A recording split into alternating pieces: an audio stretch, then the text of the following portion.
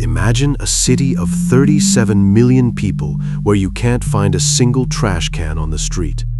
Or a country that literally ran out of garbage and had to start importing it from other nations just to keep the lights on. And then there's the place where chewing gum isn't banned because it's rude. It's classified in the same legal category as weapons and narcotics. While the rest of the world is drowning in plastic, a handful of places have figured out something the rest of us clearly haven't. We found 13 of them, countries where river water is safe to drink straight from the source, where the air is measurably cleaner than a hospital operating room, and where a carelessly flicked cigarette butt can cost you more than a flight back home. Stay for the top 3, because the rules there are so extreme, the fines so jaw-dropping that the average tourist would be financially ruined before finishing their first cup of coffee. Let's get into it. Opening our list is a country so far from everything that most world maps don't even bother drawing it to scale, and honestly, that distance might be exactly what saved it. Welcome to New Zealand. When you hear that name, your brain probably fires up images you've seen before. Rolling green hills, snow-capped peaks, rivers so clear they look CGI. Here's the thing, they're not. Those shots aren't filtered.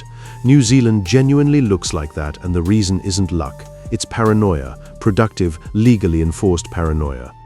The country has around 5 million people. It also has over 26 million sheep. That's roughly 5 woolly environmental inspectors per human, which feels about right. There's almost no heavy industry, no coal-blackened factory towns. The economy runs on agriculture and tourism, which means the natural environment isn't just beautiful, it's the entire economic model. You don't pollute your business. But here's what really got New Zealand onto this list. What happens when you try to enter the country? You land at Auckland Airport, collect your bag from the belt, and walk toward customs. Security here isn't primarily looking for drugs or weapons. They're looking for dirt, actual soil. If you're wearing hiking boots that still have a flake of mud from a trail back home on the sole, an officer from the biosecurity unit will stop you, make you remove your shoes, and send them through a cleaning and decontamination process before you're allowed to proceed. Why? New Zealanders are genuinely terrified that foreign soil carries foreign seeds, fungal spores, or microorganisms that could destroy their unique native ecosystem. They've been isolated from the rest of the world's biology for 80 million years. One wrong plant, and it all unravels. And it's not just mud. If you accidentally leave a piece of fruit in your bag, an apple, a sandwich, detection dogs will find it with the same enthusiasm they'd bring to finding cocaine. The fine, $400 New Zealand dollars on the spot. No warnings, no appeal, no I forgot. $400 for a piece of fruit. And somewhere in all of this obsessive protection, something remarkable happened. New Zealand is now home to what scientists have officially measured as the most optically transparent freshwater on Earth. Blue Lake in the Nelson Lakes National Park has an underwater visibility of 80 meters. That's the height of a 25-story building, straight down, crystal clear. The water is so pure it's optically near identical to distilled laboratory water. The local Maori tribes consider it sacred. Tapu, and swimming is strictly prohibited. You can only stand at the edge and watch sunlight travel all the way to the bottom, illuminating every single pebble below like the water isn't even there. New Zealand is proof that isolation, enforced with genuine conviction, can keep a place in near-original condition. You can drink from the streams. The air has so much oxygen that visitors from major cities sometimes feel lightheaded for the first few hours, and that's before you've even left the airport. From a compact island ecosystem, we make a massive leap, both geographically and conceptually, because the next country on our list measures its cleanliness not in lakes, but in millions of square kilometers. Welcome to Canada, the second largest country on Earth, and arguably humanity's most important nature preserve. When most people think Canada, they think maple syrup and hockey. What they should be thinking about is water. Canada holds 20% of the world's entire surface freshwater supply. 1/5 of all the fresh water on the planet is sitting here, in this one country. That's not just impressive. At a global level, that's strategic. In national parks like Banff and Jasper, the rivers run a color of turquoise so intense it looks photoshopped. That's not a filter, it's glacial rock flour suspended in meltwater. And you can drink it. You just cup your hands, scoop from the stream and drink.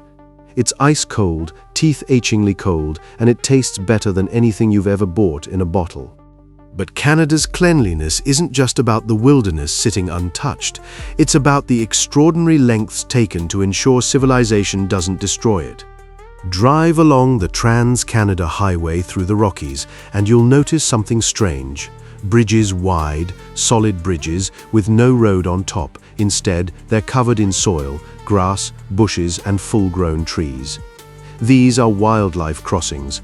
Canada has built an entire network of these green overpasses so that grizzly bears, elk, wolves, and mountain lions can cross major highways without being hit by an 18-wheeler.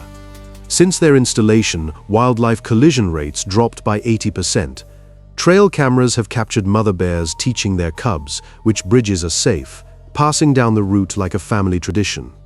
In the cities, the standard is just as high. Calgary, an oil and gas hub, by the way, has been ranked among the world's cleanest cities. The secret is culture backed by consequence. Toss a cigarette butt from a car window in Calgary, and if a camera or officer catches it, you're looking at a fine between $500 and $1,000 Canadian. That's nearly $750 USD for one cigarette butt. Canada isn't clean because someone sweeps the streets every morning. It's clean because the people who live there have genuinely decided to treat the land as something borrowed, something they'll need to return in good condition. Number 11. Most people know Estonia as the country that invented Skype and pioneered the world's most advanced digital government. You can vote from your couch here. Your entire tax return is filed in under 5 minutes. Even signing legal contracts happens online, eliminating entire categories of paperwork. What almost nobody knows is that behind the screens, Estonia is half covered by ancient, completely wild forest, home to lynx, brown bears, and wolves. When you land in Tallinn, you don't smell aviation fuel or exhaust. You smell pine trees and the Baltic Sea. According to WHO air quality data, Estonia ranks among the top 10 cleanest air countries on Earth. In certain regions, particulate matter readings are so close to zero that monitoring equipment essentially flatlines. But what actually put Estonia on the global map, not for tech, for cleanliness, was a single Saturday in 2008. Back then, Estonia looked like many post-Soviet countries. Illegal dumping was everywhere. Old tires, broken appliances, construction rubble piled up in forests. It felt impossible to fix. Then a small group of people had a genuinely crazy idea: what if we just cleaned the whole country in one day? Skeptics called it delusional. The country has 1.3 million people. Getting even 1% of them to show up seemed optimistic. On May 3rd, 2008, 50,000 people walked out of their homes with trash bags.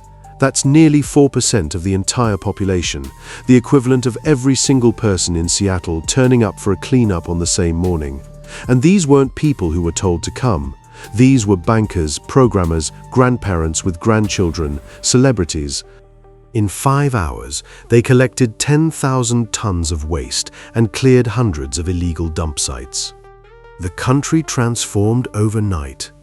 But more importantly, so did the mindset.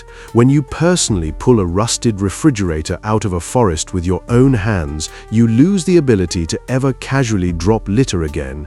The act rewires something. That single event became the spark for what is now World Cleanup Day, an annual global initiative in which millions of people across 190 countries participate. Estonia didn't just clean itself up, it exported the idea to the world. And thanks to going fully digital, Estonia saves the equivalent of the Eiffel Tower's height in paper every single year. Less paper means fewer trucks, fewer factories, fewer emissions, cleanliness through abstraction. Number 10. Central Europe now, and a country most people associate with Mozart, mountains, and excellent coffee. But Austria's real claim to fame, the water coming out of your hotel bathroom tap. In most countries, the first rule of travel is don't drink the tap water. In Vienna, that advice is practically an insult.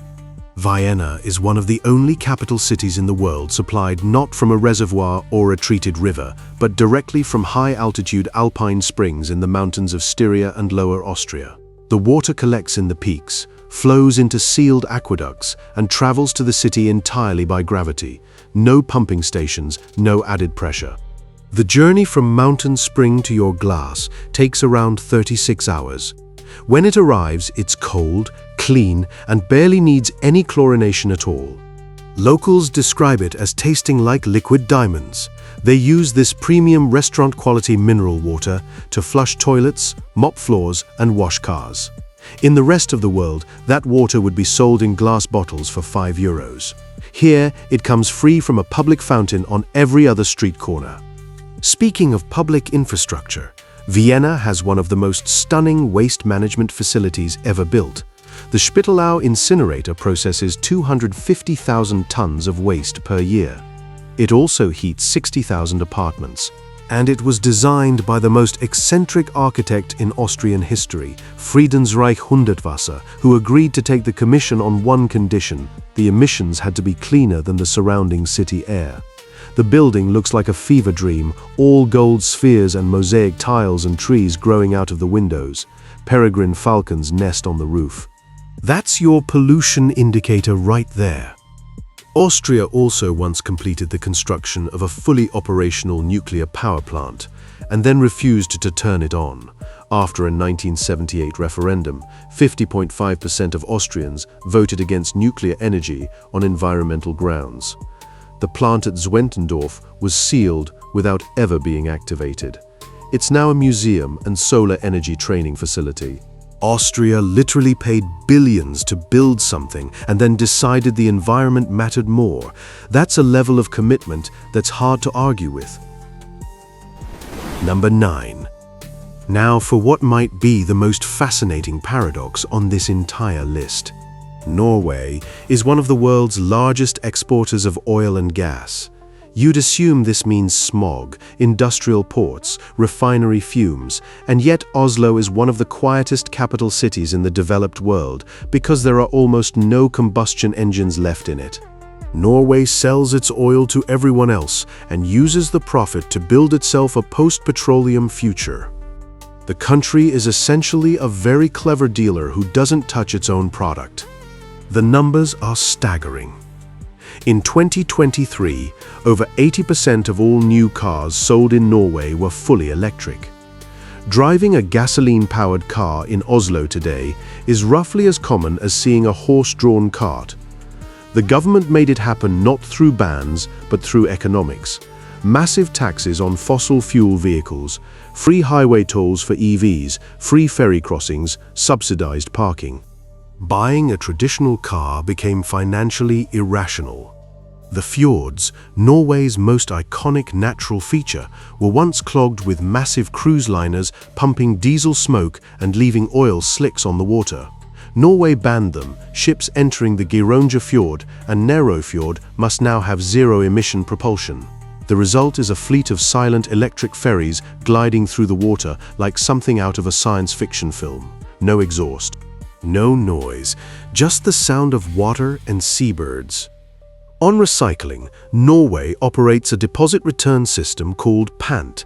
Every plastic bottle or can has a small deposit built into its price, a few kroner when you buy it. To get the money back, you feed the bottle into a machine at any supermarket. The system works with 97% return rates. Throwing a plastic bottle in the trash in Norway feels like dropping coins into a drain. Nobody does it. And far north, on the Arctic archipelago of Svalbard, Norway hosts something that puts all of this in perspective: the global seed vault. a concrete bunker carved into permafrost, behind armored doors, holding seed samples from every agricultural crop on Earth. It's humanity's backup hard drive, maintained at -18 degrees in one of the most seismically stable, pollution-free environments on the planet. Norway chose to be the guardian of the last resort. Number 8. If Norway's approach is technological and clinical, Denmark's is something else entirely: joyful. This is a country that turned a garbage incinerator into a ski slope, and genuinely, that tells you everything you need to know. In Copenhagen, the dominant form of transport is the bicycle, not for exercise, not for recreation. As serious, everyday commuting, there are more bikes in Copenhagen than there are people. 9 out of 10 Danes own one. The city's infrastructure was redesigned around cyclists, dedicated lanes, separate traffic signals, and a green wave system. If you ride at a steady 12 miles per hour, every light ahead turns green for you. The city literally synchronizes itself to your breathing. On snowy, rainy, miserable mornings, you'll see men in expensive suits and women in heels cycling to work, unfazed. It's not a lifestyle statement, it's just how you get places, and because of this, central Copenhagen smells like nothing. No exhaust, no particulate matter haze, just bakery smells and salt air from the harbor. The harbor. In most major European cities, London, Paris, Rome, you would not swim in the river running through the center. The idea alone would strike a doctor as mildly suicidal. In Copenhagen, the harbor is a designated public swimming area, meeting the same water quality standards as a pool. The Havnebadet, open-air harbor baths, are packed in summer. Office workers swim during their lunch breaks, within sight of the Royal Palace and the Opera House. The city spent decades and billions rebuilding its sewage infrastructure to make this possible. They consider it one of their proudest achievements. And the waste? Denmark's Copenhagen facility burns 440,000 tons of garbage per year, heating 150,000 households. The smoke filtration is so advanced that the emissions are cleaner than the air in the surrounding streets. On top of the building, there's a ski slope, an actual operational ski slope, running down the roof of a functioning incinerator. The building also has the world's tallest outdoor climbing wall on its facade, 85 meters of pure vertical. Denmark essentially told the rest of the world sustainability doesn't have to be miserable. It can be the best thing in your city. Denmark sometimes has to import trash from other countries because it produces so little of its own that the incinerators would sit idle otherwise. Read that again. They import garbage because they don't make enough. Number 7. Finland holds a title that no amount of marketing budget can manufacture, officially the cleanest air on Earth, according to the World Health Organization. If you live in any major city, your first breath of Finnish forest air might actually disorient you. Your lungs, used to processing a low-grade cocktail of exhaust, particulates and pollen, won't quite know what to do with this much oxygen. Some tourists experience genuine mild dizziness in the first hour or two. It has a name: oxygen euphoria. Over 75% of Finland is covered by forest, the highest proportion in Europe. But Finns don't just live near the forests. They have a legal relationship with them. Finland's everyman's right, jokamiehanoikeus, means any person, citizen or tourist can walk, camp, forage, and swim in any forest or lake in the country, even on private land. You cannot be fenced out of nature here. It belongs to everyone. But with that freedom comes an implied code. Leaving a tin can or an unextinguished fire behind in the forest is, for a Finn, roughly equivalent to vandalism in a cathedral. The land gives access. You owe it responsibility. Finland actually has 188,000 lakes. Not 1,000, 188,000. And in most of them, the water is safe to drink. You pull over, you walk to the edge, you cup your hand and drink. No filter, no purification tablet, no app to tell you if it's safe, it just is. Helsinki's tap water, meanwhile, is delivered through a 75-mile tunnel carved through solid bedrock, and it's measurably cleaner than most commercially bottled water. Finland's return deposit system, called Palpa, achieves 93% return rates on aluminum cans and 90% on plastic bottles. There's a deposit on every container, redeemable at machines in every single supermarket. Dropping a bottle in a bin here isn't just careless, it's financially irrational, and socially, it marks you as someone who doesn't understand how things work. And then there's the sauna. With a population of 5.5 million, Finland has over 3 million saunas. That's statistically enough for the entire country to be bathing simultaneously. Saunas are in apartments, offices, parliament buildings, and, yes, underground mine shafts. For Finns, physical cleanliness isn't a habit. It's the punctuation at the end of every week. Number 6. Now we go somewhere that shouldn't work, but does. Iceland sits just south of the Arctic Circle, on a volcanic island where the ground is still being formed. It rains sideways, it's dark for months, the landscape in places looks like Mars, and yet Iceland is one of the cleanest, most energy-efficient countries on the planet. The reason is literally under everyone's feet. Iceland runs on 100% renewable energy, electricity and heating, entirely from hydropower and geothermal sources. There are no coal plants, no gas heating networks, no emission stacks. In winter, while other northern cities are pumping smoke into the sky from thousands of heating systems, Reykjavik's air is the same as it is in summer, completely clear. The hot water that flows through radiators and showers in Icelandic homes comes directly from underground. Geothermal boreholes tap water that has been naturally heated by volcanic activity, and it's piped straight into buildings. There's a famous catch that surprises every first-time visitor. The hot water smells faintly of sulfur, like rotten eggs. Don't panic. The water is sterile and genuinely mineral-rich, but it's unfiltered of its natural volcanic compounds. Icelanders don't find this strange. It's just what hot water smells like. The cold water, though, is something else. It comes from glaciers, filtered through lava fields for decades before emerging from the tap. It is genuinely world-class. Icelanders are openly baffled by the concept of bottled water. In central Reykjavik, the sidewalks are heated. Underground pipes, carrying geothermal water runoff, are laid beneath the pavement. Snow falls, hits the ground, and melts immediately. No ice, no slush, no salt corrosion. You can walk in sneakers in January on dry pavement, while the rest of the northern hemisphere is scraping windshields and salting streets. Reykjavik is just dry.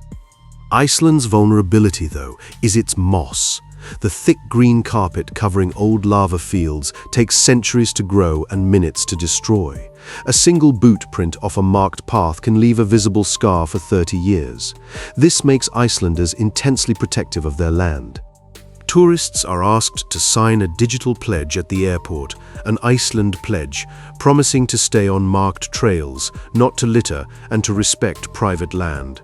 Rangers patrol popular areas. Driving a 4x4 off-road onto protected terrain carries fines in the thousands of dollars, and the social judgment is worse.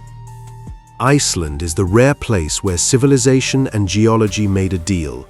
We'll work with you, not against you. So far, the deal is holding. Number 5.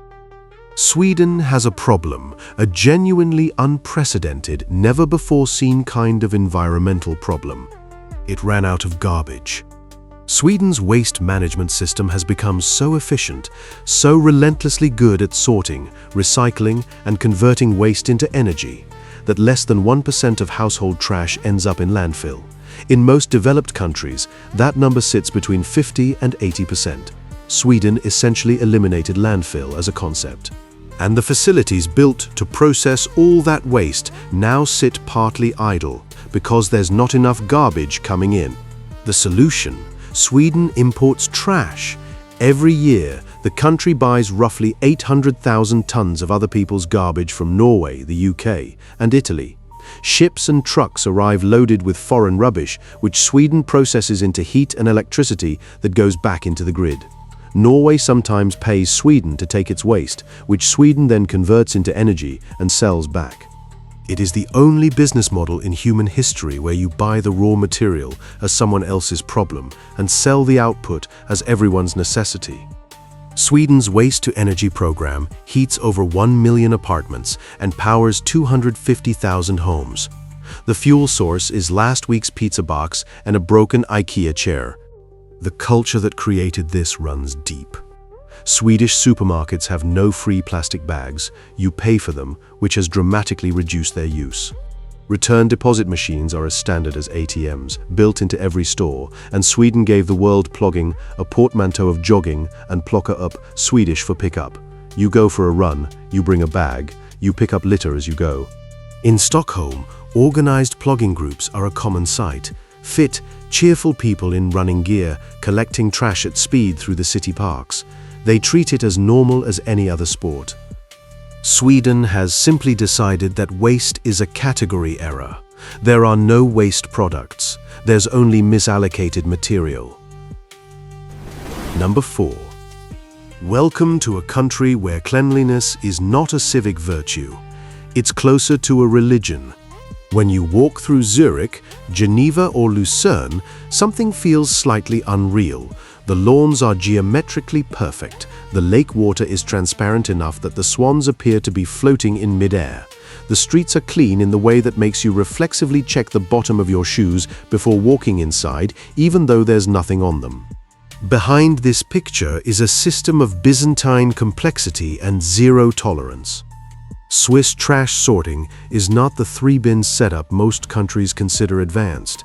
A typical Swiss household operates something closer to a personal recycling facility.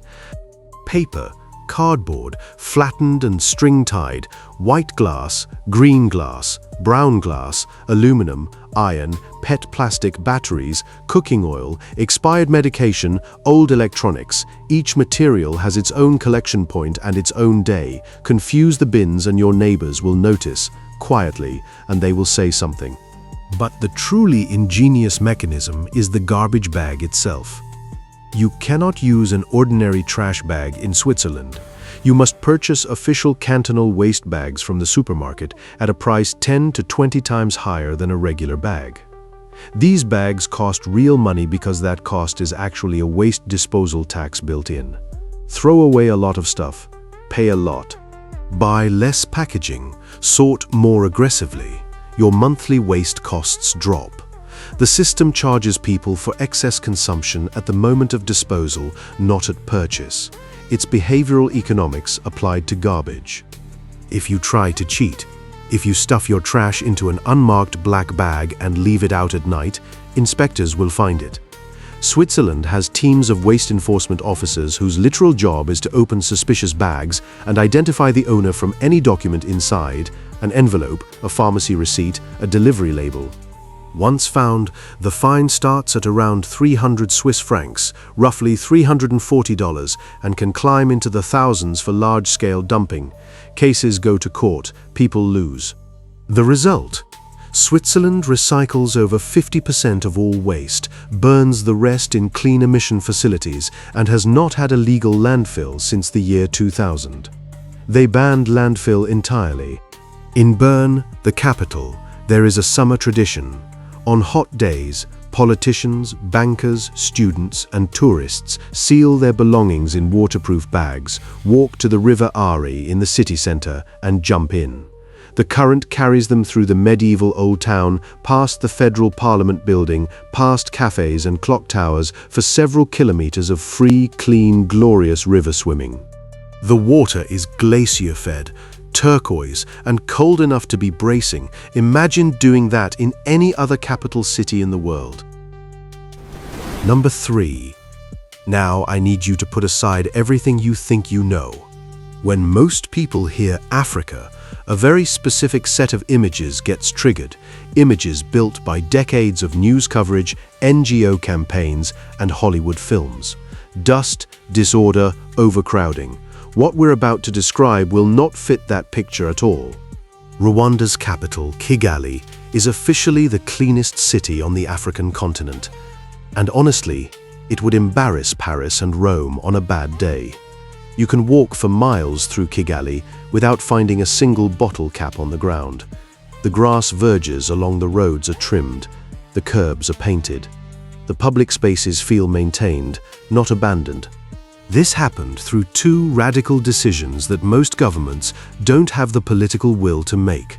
The first, Rwanda banned plastic bags. Not reduced them, not taxed them, banned them completely in 2008. Production, importation, sale, and use of polyethylene bags is illegal, no exceptions. When you land at Kigali International Airport, customs officers are looking for plastic bags in your luggage, the same way other airports look for weapons. If you wrapped your shoes in a bag from home, it's confiscated. If a shop in another country put your purchase in a branded carrier bag, that bag is taken at the border. The fine for traders caught with plastic bags can include imprisonment up to 6 months. Rwanda is now one of the first countries in the world to be genuinely, functionally free of single-use plastic at scale. The second, Umuganda. On the last Saturday of every month, Rwanda stops. Shops close at 8 a.m. Public transport halts. Private vehicles stay off the roads except for police and ambulances. For 3 hours, every able-bodied Rwandan citizen between 18 and 65 is legally required to participate in community work, cleaning streets, planting trees, repairing schools and drainage channels, cutting grass. It's not voluntary. Missing it without a medical certificate results in a fine. Being found on the street doing nothing during Umuganda means you can be handed a broom on the spot. The president of Rwanda participates in boots and gloves, digging alongside civil servants and construction workers. This is not a photo opportunity, it's a cultural statement about shared responsibility that carries genuine weight. The effect is visible. Rwanda looks like a country that is permanently in the process of being maintained. And in a nation that endured unimaginable trauma in the 1990s, cleanliness became something more than aesthetics. It became a form of collective rebuilding, a physical manifestation of a society choosing to begin again. Number 2. Tokyo, population of greater metro area, 37 million people. One of the densest, most complex, most active cities ever built. Now, walk around for an hour and try to find a trash can. You won't find one. Or you'll find almost none, at convenience stores perhaps, but on the streets, in the parks, along the tourist routes. Almost nothing. Japan systematically removed public trash cans from its streets following the 1995 Tokyo subway siren attack, where nerve agent was concealed inside public bins. The cans came out, and nobody expected what happened next. The streets stayed clean, immaculately clean, because Japanese people simply took their trash home. Most people carry a small personal bag, a gomi bukuro, throughout the day. Coffee cup wrapper, receipt, candy wrapper, used napkin, it all goes in the bag. When you get home, you sort it and dispose of it properly. Dropping litter in Japan is not just legally inadvisable, it is a profound social failure. It marks you as someone who places their own inconvenience above the shared space, and in Japanese society, that is a serious form of disrespect. This mentality is taught from the first day of school. Japanese schools have no janitors. Every day after lessons end, students from first grade upward participate in osoji, cleaning time. Children mop classroom floors, scrub toilets, wipe windows, sweep staircases, not as punishment, as standard educational practice. The philosophy is direct. If you clean a space yourself, you do not deface it. If you mop your school's bathroom with your own hands, you don't write on its walls. Physical responsibility for a shared environment creates a different relationship with it. This ethos follows Japanese people for life. At the 2022 FIFA World Cup in Qatar, video of Japanese fans cleaning the stadium after matches, even after their team lost, went globally viral. They weren't doing it for cameras. They carried their own bags. They cleaned up after other fans too. The national team's locker room was left spotless with a handwritten note in Japanese that read simply, "Thank you." Japan's bullet train Shinkansen cleaning crew performs what is called the 7-minute miracle. Between the moment a train pulls into Tokyo Station and the moment it departs again, a team of white uniformed cleaners runs through all 16 carriages, collects all waste, wipes every surface, spins every seat in the direction of travel, replaces the headrest covers, and lines up to bow to the returning passengers. It happens in under 7 minutes every time, with the precision of choreography. Cleanliness in Japan is not civic compliance, it's spiritual. Shinto, the country's ancient religion, holds that impurity, kegare, is a source of misfortune, and that cleanliness is a prerequisite for harmony, both personal and communal. When a Japanese person removes their shoes before entering a home, they are not just following etiquette. They are maintaining a boundary between the outer, contaminated world and the inner, clean one. Number 1. And here we are, the top of the list, the undisputed world champion of enforced cleanliness, a place that makes everywhere else look casual.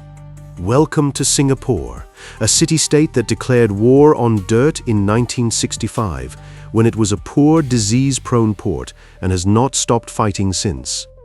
When you exit Changi Airport, which has won world's best airport so many times they essentially retired the trophy, you step into a city that looks like someone rendered it in software and forgot to add imperfections. Glass towers reflect manicured greenery. Pavements are spotless. Tropical plants cascade off balconies and grow from rooftops. The air, despite sitting in the middle of equatorial Southeast Asia, is surprisingly manageable. And then you learn the rules. Chewing gum is banned, not regulated banned. Production, import, and sale of chewing gum has been illegal in Singapore since 1992. The reason was practical. Gum was consistently being pressed onto the sensors of MRT train doors, causing delays across the transit system. Lee Kuan Yew's government did not issue a warning, or a fine, or an awareness campaign. They removed the product from the country. You can bring medicinal nicotine gum for personal use, but if you're found in possession with intent to distribute even a pack you bought in Malaysia, the penalties are serious. Littering carries a fine of $300 SGD for a first offense, around $220 for repeat offenders.